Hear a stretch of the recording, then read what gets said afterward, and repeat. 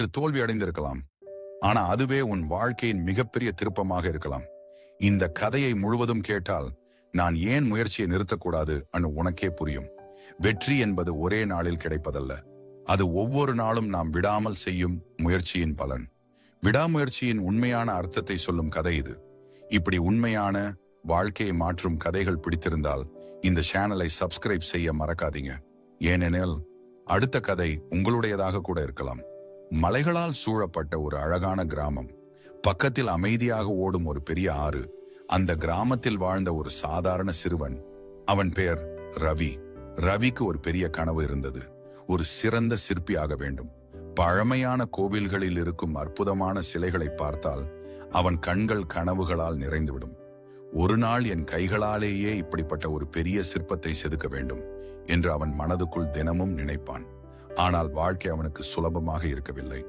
அப்பா விவசாயி, அம்மா வயலில் வேலை செய்யும் பெண். பணம் குறைவு, வாய்ப்புகள் அதைவிட குறைவு. பெரிய கலைஞர்களிடம் சென்று கற்றுக்கொள்ள முடியவில்லை. சிற்ப கருவிகள் எதுவும் இல்லை. ஆனால் ரவி ஒருபோதும் மனம் தளரவில்லை. ஒரு நாள் ஆற்றருகே நடந்து செல்லும் போது ஒரு பெரிய பாறை அவன் கண்களில் பட்டது. அது கடினமாக இருந்தது. ஆனால் அதற்குள் ஒரு அழகு ஒளிந்திருப்பதை ரவி உணர்ந்தான். இதுதான் என் முதல் சிற்பம் என்று அவன் மனதில் உறுதி செய்தான். ஆனால் அவன் கையில் இருந்தது சில பழைய கூர்மையான கற்கள் மட்டுமே. ஒரு சிற்ப கருவி கூட இல்லை. அதையும் ஒரு தடையாக அவன் நினைக்கவில்லை. தினமும் காலை எழுந்ததும் அந்த கல்லை செதுக்கத் தொடங்கினான். பள்ளிக்கு செல்லும் முன், இரவு உறங்குவதற்கு முன். அதே வேளை நாளுகள் கடந்தன, வாரங்கள் கடந்தன. ஆனால் கல்லில் எந்த மாற்றமும் இல்லை. விரல்கள் பிளந்து ரத்தம் வழிந்தது. வலி தாங்க முடியாத அளவுக்கு இருந்தது. கிராமத்தினர் அவனை பார்த்து சிரித்தார்கள். நீ பெரிய சிற்பி ஆகப் போகிறாயா? வாழ்க்கையை வீணாக்காதே என்று கேலி செய்தார்கள். ஆனால் ரவி ஒரு முறையும் தளரவில்லை. ஒரு நாள் அவனுக்கு மிகுந்த சோகமும் தோல்வி உணர்வும் வந்தது. நான் எதற்காக இவ்வளவு போராடுகிறேன் என்று நினைத்தபடி கடை தெருவில் நடந்தான். அப்போது திடீரென மழை பெய்தது. அவன் மழையில் நனைந்து ஒரு பழைய பழுது பார்க்கும் கடைக்குள் ஒதுங்கினான். அந்த கடையில் ஒரு முதியவர் இருந்தார். அவர் ரவியை பார்த்து, ஏன் இவ்வளவு சோகமாக இருக்கிறாய் சிறுவனே என்று கேட்டார். ரவி தன் கனவையும் தன் தோல்வியையும் தன் வலியையும் எல்லாம் சொன்னான். முதியவர் மெதுவாக சிரித்தார். மேசையின் கீழிருந்து தூசி படிந்த ஒரு பழைய விளக்கை எடுத்தார். ஒரு காலத்தில் இந்த விளக்கு என் வாழ்க்கைக்கு ஒளி கொடுத்தது.